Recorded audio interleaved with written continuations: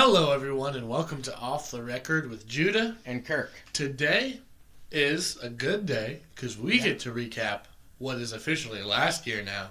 Yep. We're recapping 2025. And if we haven't yet wished you it, Happy New Year.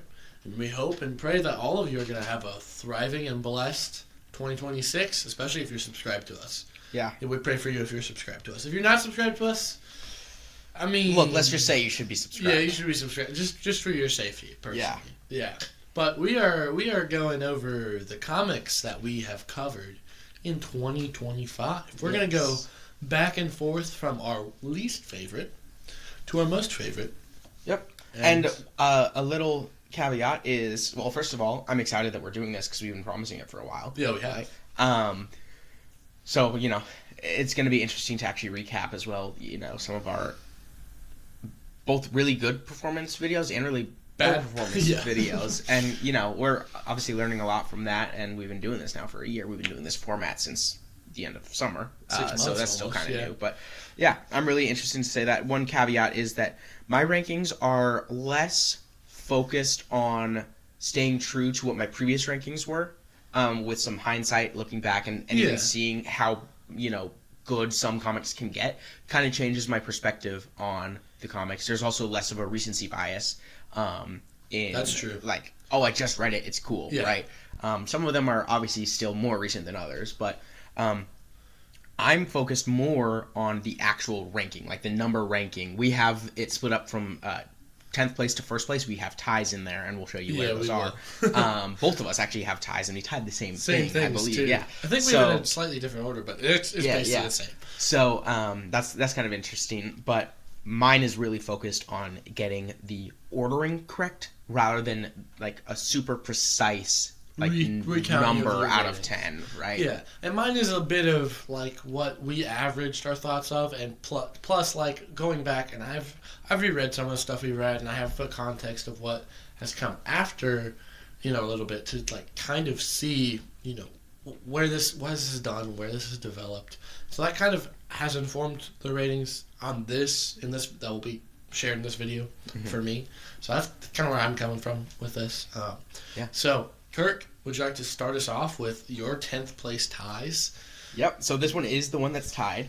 I have Batman Dying City and Wonder Woman Fury both at the middling 5 out of 10. Neither of them are necessarily bad stories. We talked about some character assassinations that happened. We talked about I had a lot of confusion with Wonder Woman Fury as well when I was reading it, and even looking back, I haven't reread them, to be fair, but my brain hasn't been able to figure it out, even just like working idly in the background trying to like what happened in that story. Still kind of confused with it, and so I would put those both pretty low. I kind of feel bad about that ranking though, because they're some of the only like mainline universe comics that I've read. That's true. All the absolute stuff you'll see I have higher in the rankings, and if you've been watching our videos, you would know that. Yeah. But I kind of feel bad about that. But Judah. Okay, I don't feel bad about it at all, having read probably a lot more of the mainline stuff that's going on right now than Kirk. And we'll probably get to some of that stuff for the podcast. I'm actually excited to, because I do want to see, like, is it just these two stories that I don't like, or is it more? Yeah, that's very fair. So I have the same tie. I think I have it in a different order. I think you put Dying City last, and I put Fury before Dying City. So Fury was objectively the worst to me. It's in the middle of Tom King's Wonder Woman run, and it's at this point the Mouse Man volume might be worse than this, but it is one of the worst volumes of it. It is 3.5 out of 10 for me. Like, it is not. It's upper bad, if that makes sense. Like, it's not so bad that I'm just gonna light on fire and throw it in a trash can, but it's so bad that I don't want to own it and I don't want to read it again. You know what I mean? Like, it's that bad. And the same really goes for Batman Dying City. I was so sad that the Zdarsky run, which I kind of liked for the most part, which is not a very popular opinion, ended with a term I'm just going to start using on this podcast, a wet fart. And it was bad. It was bad. Yeah. I was confused, and they assassinated Jim Gordon's character in it, and I really just couldn't get behind it. I just didn't like it. So that's kind of my justification. I do think that those stories are bad. Yeah. Like you might say they're middling based off of the stuff we've read, but based off of all the litany of things you have much more context than me. Yeah, and they're objective. And I was also thinking, so I gave 5 out of 10 for both of those. I noticed yours is a lot lower than that. Mm-hmm. I probably agree with you in how low that is, but because I don't know more, I'm a little artificially inflating it because I don't know what else is out there, right? I don't have those other things to judge it against, so that kind of it artificially inflates those grades essentially a little bit, and that actually does have implications because then for it to be better than that, I have to be greater than 5. Yeah. So that goes into my next one, which is number 9 is Green Arrow Freshwater Kills. I have that listed as a 6 out of 10. 6 out of 10. That's interesting. That's Again, it's far off from what I got. Good story overall. It was really interesting stuff. This one I was a lot more interested in being like mainline universe stuff. Yeah. This one did give me a bit of a better benchmark to rate the others against. Yeah. Which is how I know that they are worse than this. But again, I might actually, with some further context, if I do lower eventually my ratings for Batman and Wonder Woman, I would probably also lower my rankings for Green Arrow. It might be a 4 out of 10 story. I dropped my phone. It might be a 4 out of 10 story. Interesting. But again, my minimum is 5 right now. So there's that. What is your number 9? My number 9 is Absolute Superman in the first volume, The Last Dust of Krypton. It's well documented in our Superman video how much I have a disdain for this, and this was lower, but I have been catching up on Absolute Superman, and it's not that I'm starting to like the Superman that it's following. It's that they've leaned into the strengths that we talked about in our video. In my opinion, they have. That's so exciting. I have not gotten to any of those yet. And so I've enjoyed it more. So originally this was a 6 for me, but I moved it up just because prior context. So there's a large gap between a 3.5 and Absolute Superman at 9 for me is kind of a 6.75 out of 10. Like, it's 6 3/4. It's pretty close to being a 7. Like, it's pretty close to being I could recommend you read this. Yeah. But just personal bias on my part is like holding it back and is like it's not the worst thing in the world. Like, I think we're jumping from 2 really bad stories to like Absolute Superman's not really that bad in my opinion. And I don't think the Green Arrow volume is really, it's kind of middling, but it's not really that bad. You know, so I think it's for me. That's number 9. I have Absolute Superman a lot higher. We'll get to that. I'm very intrigued intrigued by the Absolute universe, and because I'm a new comic reader as well, this is me getting like origin stories for the first time. This is like there's nothing else really to know about the universe except what I'm reading in the moment. Yeah, and so like I'm a lot more interested and hopeful about those things and all that, and so that's probably massively affecting the differences in our ratings, but. That comes to number 8. I have the All-In Special at 7.25. That one is because it's a special that's like at the very, very end of something. Yeah, and the beginning of a new thing. It's the end of a whole story. It's the start of a really good story that we've got rankings for. Yeah. But it's also the end of a story, and I don't know any of the context for that story. I mean, I picked up context clues. But if I had, I would put it a lot higher, I'm certain, if I had actually read everything else. But totally removed as a standalone special and as, you know, the end of a story for me that I don't know the rest of the context to, I just can't really put it higher than that. Interesting. And I don't remember. I said 7.25. 7.25. Interesting. In 8th place for me, I have Green Arrow Freshwater Kills. Okay. It's a 7 out of 10 for me. I think I enjoyed the story that they told so much, that Condon and that creative teams told, that it got me interested enough to want to pick up the 5th volume and finish out this run of Green Arrow. And even go back and start reading the before Condon was writing it volumes, right? Like, it got me interested enough to do that. So I think it's more enjoyable. In reality, it probably is like a 6 out of 10 story. It probably is just above mid. But I think for a first story for a writer, and with all of the elements of like a new creative team on it for me, that kind of boosts it a point. Right? Yeah. Because it's like, this is just the beginning. Yeah. Like, it can just get better. That's very fair. Yeah. You know? Yeah. So that's 8th place for me. So that brings us to number 7. I have Absolute Flash of Two Worlds at I've lost it. 7.5 out of 10. 7.5. I don't like how low this is. I don't like how low this is either. Not necessarily how low it is in score, because again, the score, I have to keep it in between things, right? It's more, I don't like how low it is in the rankings. But what that really tells you is how much I do like what's going to come after this, because I do like Absolute Flash. You do. Like, I do genuinely like Absolute Flash. Yeah. If I were trying to rank it like on a score basis independently, I think I said probably like 8.5 or 9 or something when we were doing the video on it. And I didn't want to get like, you know, my number 1 is a 9.5, my number 2 is a 9.45, my number 3 is a 9.48. Like, I didn't want to do that. So I did keep at least a 0.25 difference between each scores. Yeah. So that's why it's pushing this really low. But don't take it being at 7.5 to mean it's bad. It is very much a recommended issue. Yeah. Or not issue. Volume. Go ahead. It's very much a recommended volume. Yeah, I have at 7th place, I have the All-In Special. Like, I don't think it's... I think Absolute Power is a solid event. I wouldn't say a good event. I think it's like... I think Absolute Power is a 7 out of 10. I think what All-In does with the stuff for Absolute Power and what comes after All-In sets it up to be above that bar, right? So I think it's 7.5. Like, it's passing grade plus. Like, it's maybe a C plus if we're going to grade it. And I really love the dual story that's told in there, and Alpha and Omega, right?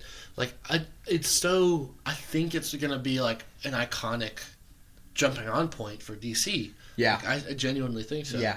And I think it's enjoyable enough, but I don't think it is groundbreaking compared to what we have ranked higher in what I can gather. So, yeah. It's solid. What's really interesting is yours and I's are about yours and I's. Yours and mine. Yeah. That's it. That's English. That's how that works. Yours and mine are about like one off from each other. It's so gonna far. keep happening like that. We're just real close this whole time. All right. Yeah. So that brings us to number 6, which is Absolute Evil for me. Absolute Evil. I have it at an 8.25. I do really like this one. Other things are better than it. Obviously, that's why it's only at 6. Yeah. I would actually put it probably pretty close to Absolute Flash. They're very enjoyable. They're really close. Honestly, now that I'm looking at my rankings, I actually want to amend my Absolute Flash and put it actually to an 8 out of 10, and then this 8.25 out of 10. Yeah. It's just slightly better. Yeah. That's very fair. In 6th place for me, I have Absolute Flash of Two Worlds is that first volume. It's a 7.75, basically an 8 out of 10 if we're looking at it, right? And I mean, I love Lemire's writing in it. Nick Robles' art, fantastic. It's so... as a person that doesn't easily get into characters like the Flash, it is something that has helped me kind of get into that character a little bit. And I've really enjoyed the story that's been going on with it so far. Yeah. Yeah. So that brings us to number 5 then, with Absolute Superman Last Dust of Krypton. Yeah. I have this at 8.5. I know that's pretty controversial for Judah here. That's controversial. I just really liked it a lot, Yeah. and I could see where they could go with it. Yes. In the moment, I think, and talking with Judah about it, that I had it a lot lower. Yeah. But looking back on it, I think that it just really sets things up quite well in the universe and for the character. And now, and I didn't know this when I put my ranking, but now knowing that you say like they kind of lean on the strengths that we were saying we were hoping they would lean on, that gives me a lot more hope as well. So that's where I would put it. Yeah, that's a fair number 5. And again, I recognize, and my bias has been explained, there's probably a whole hour-plus long video about it. So you can go, if you want my genuine thoughts, go watch our Superman video on that. But yeah, it's really bias that keeps that down for me. It's just personal bias. Yeah. 5 for me, we're in the top 5, which is great. 5 for me is Absolute Evil. This is my favorite one-shot of the year, and that's kind of hard to do because there were some great one-shots, especially for like Superman fans. Superman's Summer of Superman special was great. Last Days of Lex Luthor was great, but this was just so good, and we got to cover it on the podcast. It's fantastic.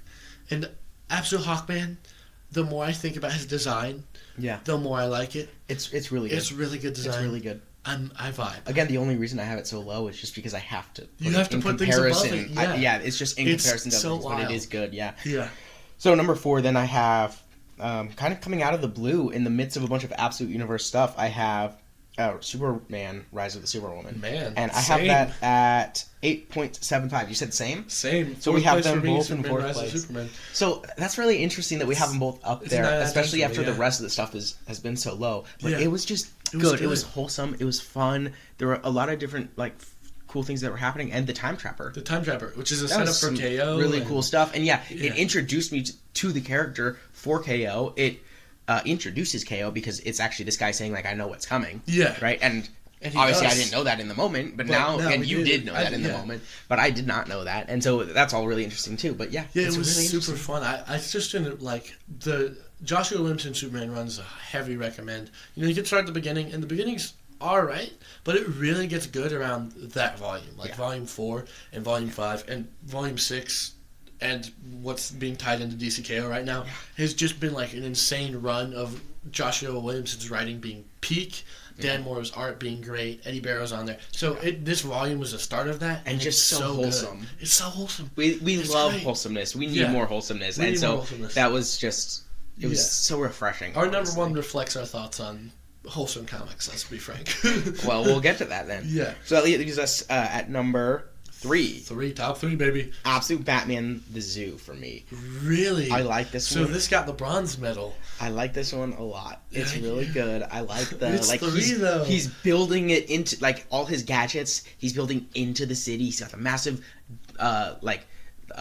dump truck that's for actual massive quarries. The submarine. The giant one, and then it turns it's so epic. Water submarinable, whatever. It's just so cool. It's epic. Him burning the money in the shape of the bat with the light. Good. It's aura farming. Yeah. It's just so cool. I can't say anything other than it's so cool. And yet somehow I only have it at number 3. Yeah. That's crazy that got the bronze medal for you, because I was these 2 and 3 I was going back and forth on for a while. It's hard, yeah. And 3 for me ended up being what we've read of DCKO so far. Yeah. Because in my opinion, we've read about half of it so far, and it's really good. Yeah. But it hasn't finished, so we don't know how it ends. So that's why it's kind of 3rd for me. You're not including the Fight Month in that yet, because we haven't done a video on Fight. Yeah, we've done it. We just recorded the video. This will be coming out after that video. That's true, but then we'll maybe include a little bit of Fight Month on that. But overall, it's it's 9.5 out of 10. It's good. It's really good. DCKO's really good. Check it out. It's good. But you have to check it out. It's bronze medal, dude. It's not even silver. It's not even gold. It's bronze medal. Yeah. Well, it's my number 2. Yeah. A lot of the same reasons. It's my number 2. I just think it's better than Batman. That's fair. I think again, for me, my number 2 is Absolute Batman: Zoo. So that's got the silver medal for me. And that really is a lot of the next arc that built off of this one. I was doubting it, and then it suddenly became excellent, and I went back and read the full 14 issues again, and it was just it was epic. Mm-hmm. So it took 2nd place because I had to do that rereading, and it was just, oh man, it's so good. Yeah. There's enough said. I can't really say anymore. Yeah. Go read Absolute Batman. It is fantastic. And anything in the top 5, you should go. Yes, absolutely, 110%. And so, do we have tied first place? Tied for first. We have the same thing. Yep. We have Absolute Wonder Woman. Woman. What is your rating for this? I'm interested. I have it as, I don't remember. DCKO, I said 9. Absolute Batman, I said 8.9. By the way, but this is a 9.5. This is nearly perfect. Yeah, this is 9.875 for me. It's it's as close to perfect as we can get. Close to a 10 out of 10. There's very few issues I have with it, and it's wholesome. It's good. It's on the Absolute Universe. It's getting me into Wonder Woman. It's doing a whole bunch of stuff that I didn't think was going to happen. The wholesomeness is fun. So epic too. One thing that we talked about during the video on this was one of the strengths that we were hoping to see from Superman in Absolute Superman, and that you are claiming they start to work on a little bit, is the just slightly making things better a little bit at a time, piece by piece. It's because while they're in hell with one L, right? Yes. They're just on this island, and this, trash dump island, and they slowly, panel by panel, a house gets built up, and it becomes more cozy and things like that. And that's what the Absolute Universe needs to look like. It does. It needs to look like slowly getting better and better and better. Maybe some points take steps back when, some big battle happens or something like that, but slowly getting better and better and better. And that's where we had a problem with Absolute Superman, was that they didn't really do that. And I guess they're going to go a little bit into that. I think they necessarily have to go a little bit into that because the heroes need to start winning at some point. Yeah, they can't always be losing. Right. So... yeah, but it's just good. And it tying in then to Absolute Evil as well. It's a good tie-in of they're so mad that she just came out of the ocean and is like, all right, you're gonna do what I tell you to do, and then everyone's like, we don't want to, but okay, I guess we will. And then this general lady or whatever in Absolute Evil is like, why are you taking my army? I don't like that. They're mine. And it's so nice to see, anytime they do universes like this, it's either Batman or Superman getting the spotlight in the new universe. I love that Wonder Woman is finally getting something that feels definitive for her. And it's a good version of Wonder Woman. Good version just such a wonderful version with a great story. Lovely. Yeah, and beautiful. And, by the way, pro-adoption. It's pro-adoption. It's very pro-adoption. We love that. We're for that. We are very for that. And the art from Hayden Sherman, it's next level. It's truly so amazing. Good. And it's so... ancient Greek. It is. He's perfect. Yeah, it feels like pottery. It feels like you're looking at it. And Kelly Thompson's writing, beautiful. That first issue's fantastic. First volume's fantastic. Go check it out. Go read it. It's so good. If you pick up anything, pick up this. If you can't afford picking up this, I don't care. That's what credit cards are for. No, don't go into debt to read Absolute Wonder Woman. But that's how good it is, really. Yeah. With that being said, that's recapping our thoughts on 2025 and the comics that we read. Yeah. Leave your thoughts if you've read any of the comics that we mentioned in this video and what you'd rank them. And if you want to give us your top 10 list of 2025 of what you've read, heck, we might even take some of what you read as reading recommendations for the future. Oh, yeah, for sure. Feel free. It doesn't have to be just DC. Because we did not cover that much. Nearly anything. We're going to be covering a lot more. Released in 2025. We'll be covering a lot more in 2026 that is released and also that has been released. That's true. But we barely scratched the surface on everything in the comic world that was released in 2025. There's so much, dude. Please let us know if there's something in there that's even niche that neither of us would know about. Yeah, give us as surprising as that might be for Judah. Give us Marvel comics. Even DC, Image, Boom. We'll read them. Yeah. Just give us your recs in the comments below. But with that being said, this is a fun video. Again, we're wishing you all a happy new year. This is us basically celebrating our new year, kind of. Yeah. And recapping last year. So we're excited for this upcoming year. We have a whole bunch of stuff planned. You're going to get bombarded with videos from us at this point. But with all that being said, good morning, good evening, and good night. I just stole that from Judah. God bless. God bless. Bye-bye. Bye.